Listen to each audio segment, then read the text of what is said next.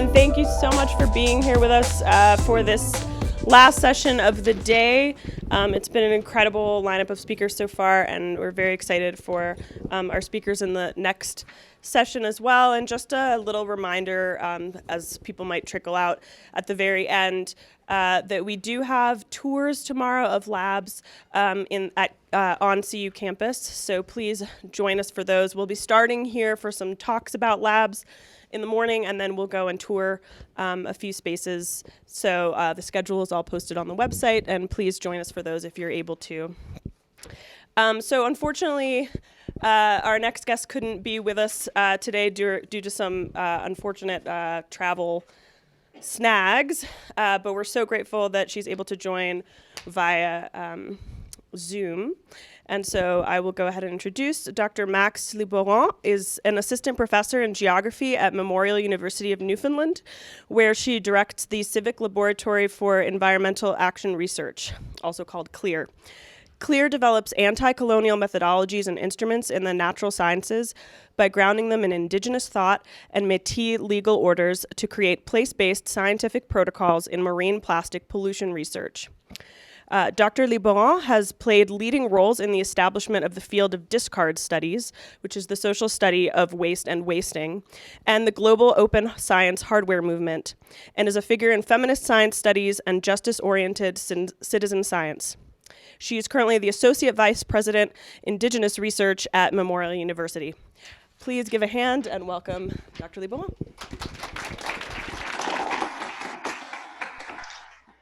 Okay, can you guys hear me okay? Yes. Awesome. And there's only a very mild delay, so this should only be very mildly awkward. Like you just laughed like a second after my joke. That's all right, I'll get used to it. So thank you for inviting me. Max Liboiron, de Shinakashun, Lac de Biche du Chien, Nikia Métis Nation. My name is Max Liboiron. I am originally from Northern Alberta in Canada, Treaty 6 territory of Métis Nation. And I now live and work in Newfoundland, where I am now due to massive amount of plane failures. So I've been following the hashtag on Twitter, and it looks like there's been some very cool things happening. And a lot of the discussions have been about, it looks like laboratory and collective work models, mostly in the social sciences and digital humanities and these sorts of things. But I'm a scientist, among other things. And what's really interesting about doing feminist lab work in science is that the model isn't very new. And so the different models of entrenched masculinity, masculinist ideas of knowledge production, of how you work with or others, mastery over nature, these sorts of things are really well established. And so it's a particularly unique situation for doing this work in. We're not reinventing any wheels. There's already a lot. And I think that's true no matter where you are in institutions, but there's a lot to work against. So I'm going to try sharing my screen. So you can see my PowerPoint.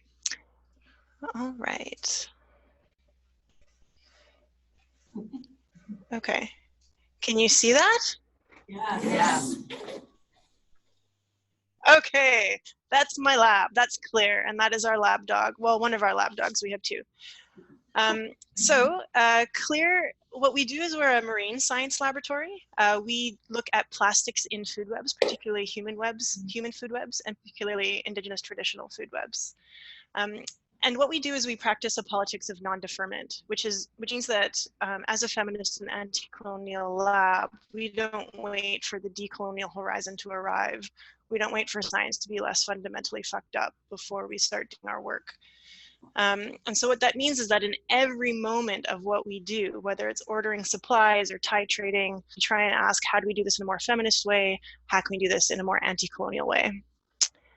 So I'm going to give you a quick example of sort of working in these systems. So I think this slide, there we go. So these are two photographs of me in the media. I'm in the media a lot because plastics and food webs matter a lot in Newfoundland. And they're very politely cropped because what maybe you can kind of see is that it looks like I'm playing dress up in my daddy's clothes in my own lab because the university provides unisex lab coats. And the unisex is a sex with extremely broad shoulders, which I do not yet possess. So in order to look professional, I had to buy Grey's Anatomy cosplay outfits, which are laboratory grade, you'll be happy to know. But basically, to be professional scientists, we had to dress up like sexy, sexy doctors. And the reason I bring this up, besides that it's like hilarious, is to foreground what we call, and what other scholars like Charles Hay and Kim Fortune have called compromise, which is that whenever you are working within a system that you've already identified as flawed, broken, and dismantling other perfectly good systems, you also reproduce part of the system you're working against. And that's not because you're a bad activist, and that's not because you're making a mistake. That's actually the condition for change making. And so the reason I bring this up is often our lab is celebrated a little bit uncritically. And I want to foreground that we are well aware that we are reproducing parts of masculinist science, sexist in this case, sort of norms, even as we work against them. Yeah, and that's okay. You can release that guilt to Jesus or whoever you release that guilt to, because that's just the condition of the thing. So probably the most single useful skill I possess is that I'm a trained facilitator. And so every 2 years, the lab has a disc, and it's only 2 years because we've been in operation for just 4 years and we've done it twice. We have a facility conversation about what our shared core values are. And then we try and implement and manifest them in everything we do. And that 2 of our core values are equity and humility. So I bet this crowd's pretty comfortable with the concept of equity and how it refers to, people coming from very different social locations, as opposed to equality, which means treating everyone the same. So we take equity very seriously, and also humility. You might be less familiar with working definitions of humility. It's one of the 7 sacred teachings. It's something that my elders have been teaching me for a very long time and continue to teach me. And it's about recognizing how everything is connected, and there's no such thing as individual autonomy without sort of, all your relations. So there's no such thing as, say, your own project or something like that. And it's different than modesty. Modesty is about not talking about how great your accomplishments are, so you don't elevate yourselves over others. Well, humility is, there's no such thing as an individual accomplishment. So you should talk about them, because you're also holding up everyone who helped you do them. Right, so those are our 2 values. So I'm going to talk, those are 2 of our, I should say, core values. We have others as well. So I'm going to talk about one example in the lab of how we try and make these manifest, that I think will be applicable to most labs, regardless of the discipline. And then after that, someone in the room there who's not virtual will show a short film that shows how we do this in the scientific practice at the protocol level. So one of the things that matters a lot, I think, in academia in general and in science in particular, is the author order of your publications. So science has very long author orders compared to social sciences.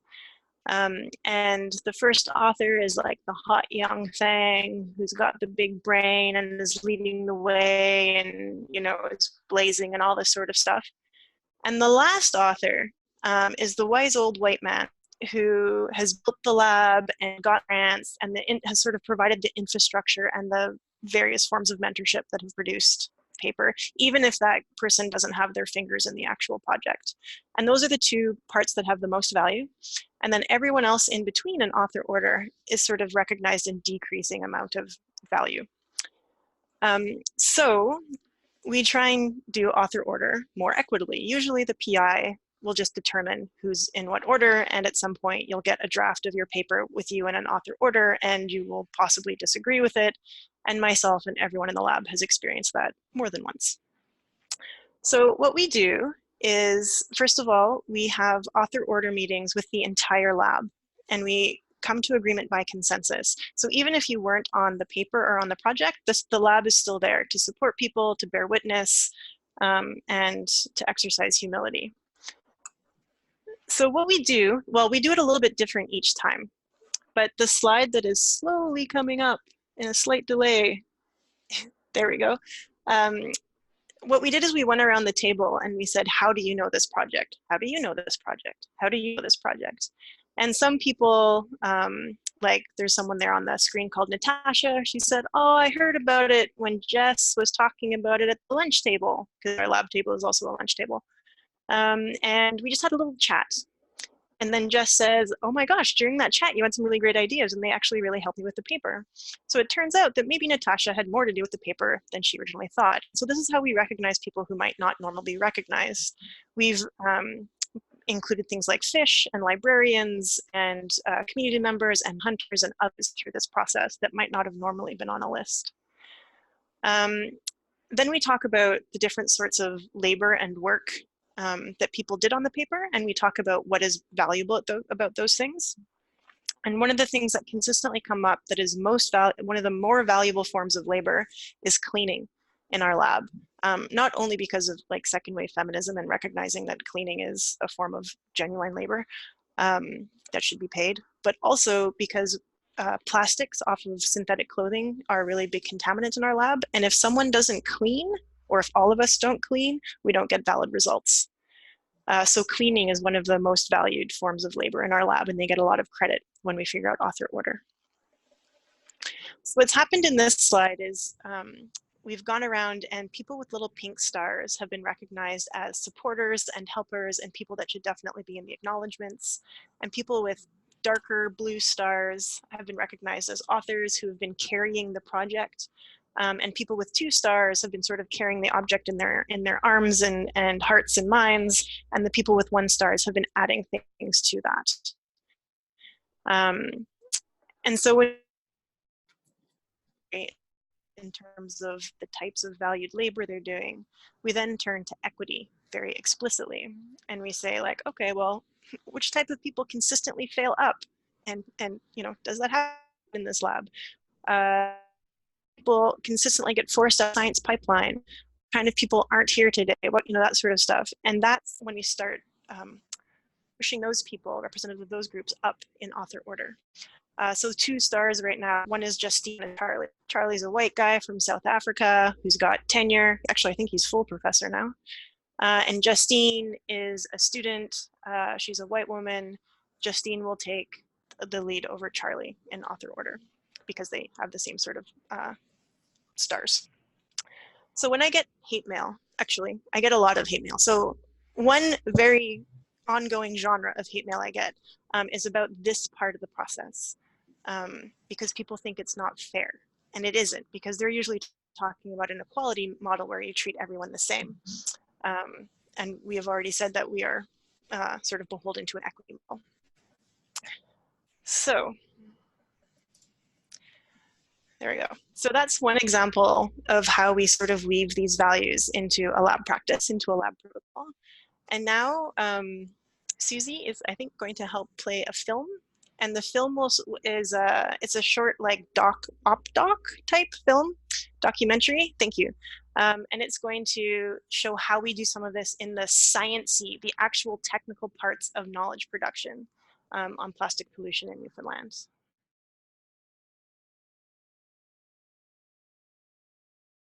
All right, so that was a little 12-minute vignette of CLEAR. Hopefully what's apparent is that we do a lot of our political work at the scale of protocol. And I mean protocol in both the scientific and ceremonial sense. They're the steps you take to recognize and to enact what is true and right and good. So in science, you know, they keep your controls controlled and your contaminants out, that sort of stuff. But the same thing happens when you do it in terms of values as well. They make things true and right and good. And increasingly, we're finding that in science and in feminist and anti-colonial values, and even bringing in Métis and Inuit values into the lab, they're actually not at odds. We're doing a lot of work, like the gut repatriation ceremony that you saw at the end of the film, that it turns out you can make room for in academia institutions because it just hasn't occurred to them that you maybe want to repatriate guts to the land. So you just get an incineration waiver and off you go. So yeah, so I hope this has been helpful. I hope the first part of the presentation, author order, is useful in a very fundamental way to people who publish work, whether those are papers or creative works or something like that. And the second part, more about sort of how you can weave those things in, or how we try to weave the technical things in at that level. And a lot of people talk about after presentations wanting to join the lab or be part of something like that. But the thing is, we all have jurisdictions, whether it's a lit review or something like that. And so we can always ask our questions, like, how do we make this a more feminist lit review? How can we make this a more humble lit review? How, so we do have these jurisdictions, and they are places where politics happen. So thank you very much for your time.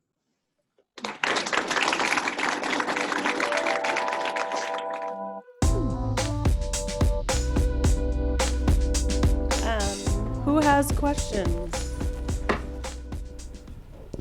Hey there. So Jackie Wernemont. Max, I wonder if you could talk a little bit about the temporality, the time that it takes to do the kinds of relational work that you're talking about, and how that does or does not fit into academic structures. Sure. So I think most of us know that if you do deeply relational and ethical work, it takes more time. I'm routinely sad that I don't get to cut corners because I can see them and they're so cuttable. At the same time, because there are so many people in the lab, and because they're treated like real knowledge producers or not like undercooked undergraduates or something like that, we produce more papers than any other lab because I just trust the lab to do it often without me. And usually I'm demoted an author order in the process. So there's sort of both, because I just sort of trust, and also a lot of my folks are healthier mentally than some other folks, because they get to go home when they're sick, because we take care of each other, because we do lots of stepping up when someone's struggling and stepping back if you've already done a lot of stuff. Yeah, so we overproduce, and things still take longer. I love everything that you had to say and everything that you're doing, so thank you so much for that work. The word decolonial and anti-colonialism have so many interpretations, and in many spaces it means physically, literally reclaiming the land that has been taken away from colonialism. But in gender and queer studies, essentially we see it in different spaces as deconstructing or restructuring, and you use the word anti-colonial a lot. And decolonial, so I'm just interested of what your specific definition is of that, and then how we can use anti-colonial methods specifically in digital humanities, which is often criticized for being too privileged, like you did in the video in which you only allowed us to see certain parts of the process and then left part of it for being sacred. I thought that was really valuable. So yeah, that's my question. Yeah, that's always the question. So I actually don't use the term decolonial. I only use the term anti-colonial. A lot of those are the politics of Newfoundland and Labrador. I am of the Eve Tuck camp when it comes to decolonial, that it means repatriating land and life. And so in some senses, there's a few things that we do in the lab that might be considered decolonial. For instance, we pay hunters to get samples for us, so they get food and we get the guts. And we pay them in such a way that they can then apply for unemployment insurance, and therefore stay on the land year round. That might be decolonial in the sort of Eve Tuck, it means land and life. I specifically say anti-colonial because roughly half the people in my lab are settler. And then a couple people are neither settler nor indigenous. So we have someone from Nigeria, right?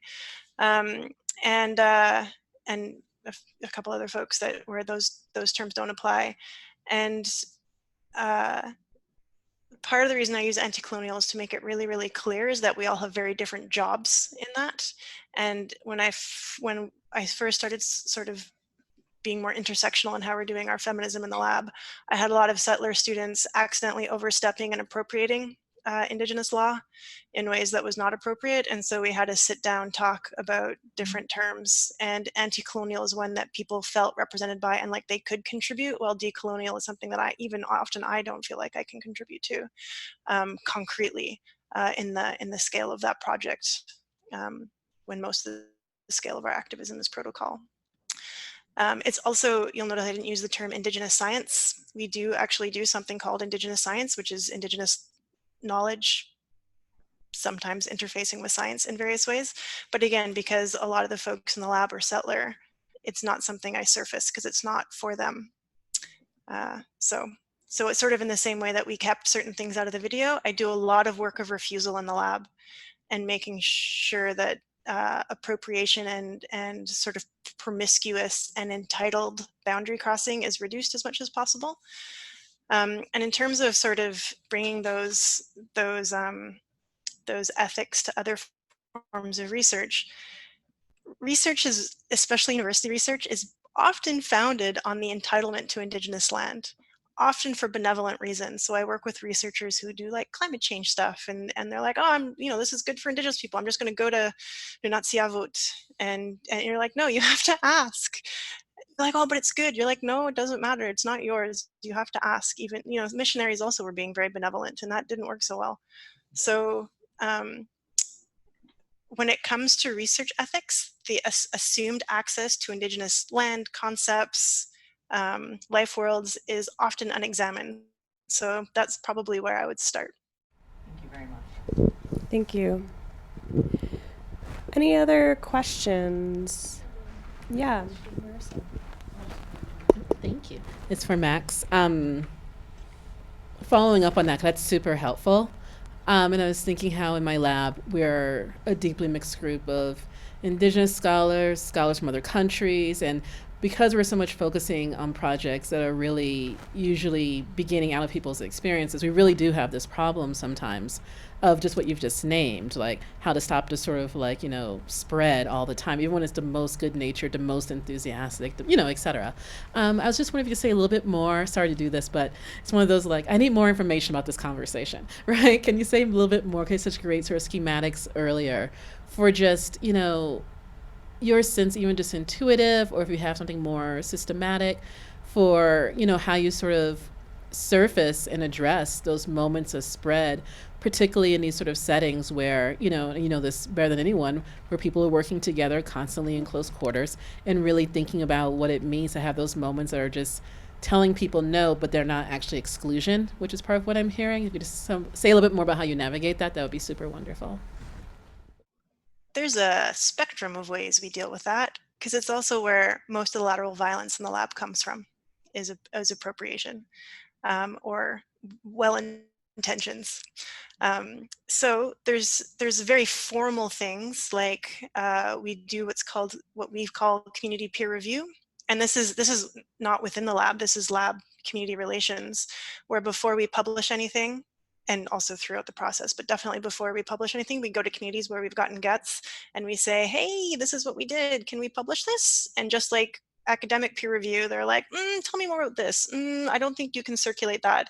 And part of it is because we work on contamination and food webs, that community sovereignty is more important than our right to publish. And so we sort of operationalize or protocol refusal and boundaries in that sense. Within the lab, so I'm Michif, and I have another lab members who's also Michif, Métis Nation. And there's a role in Métis Nation called antis and antiing, and a lot of different folks have this role. And it's basically like holding people accountable with a big stick and a slightly smaller carrot. And I lean on her a lot to pull that anti role, especially like for me too. But she's very good at being like, that sound happens all the time in the lab, and that's everyone's job to be like, okay, stop, what's up, the buzzer just went off, the anti-buzzer. And we have so something that if you go to our lab book that's not there yet, we're updating it, is how to apologize. And we're taking our cue a lot actually from the lessons that the Me Too movement has been teaching people about apologies. And to my knowledge, we don't have sexual harassment in the lab, but how to do a really freaking genuine apology is, I think, part of that protocol.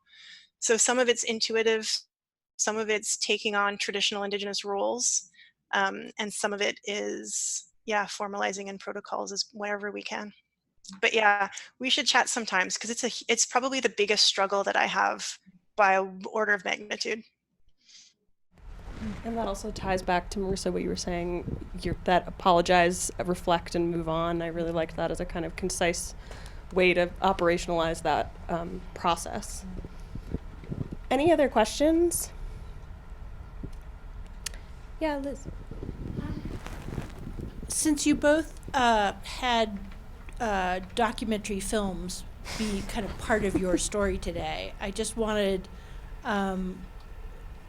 maybe to hear more from Max, given that Ingrid has sort of talked about how media exposure has sort of shaped perceptions of the lab.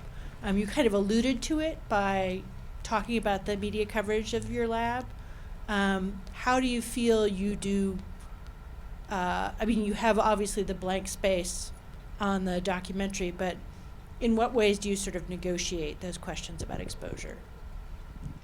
So there's a few answers to that question. In terms of the documentary there, that was done by 2 lab members. So it's actually two filmmakers in New York who wanted to come and film us and take footage and leave. And we're like, nah, that's how anthropologists work. No. So they've become full lab members. They had to gut fish like everyone else and do safety training like everyone else. And we collectively made a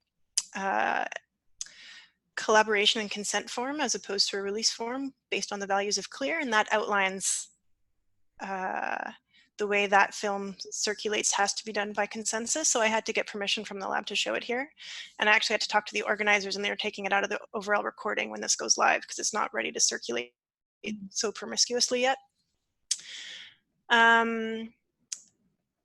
But that's just one, like I'm on the radio here almost every week. And part of it is that this is a very small place and it's a radio culture, and I'm working on something that matters a lot to people. And that's really important because what I work for land and ancestors, and radio helps with that. But also I don't circulate any knowledge until it's gone through community peer review, period. So that's also like nothing gets into the media that communities haven't heard first. Unless it's like obviously my opinion, and then it helps me get tenure. So that's fine. Thank you. I think we're coming to a close here. So I just want to take one more opportunity to thank our 2 speakers. Please give them a round of applause.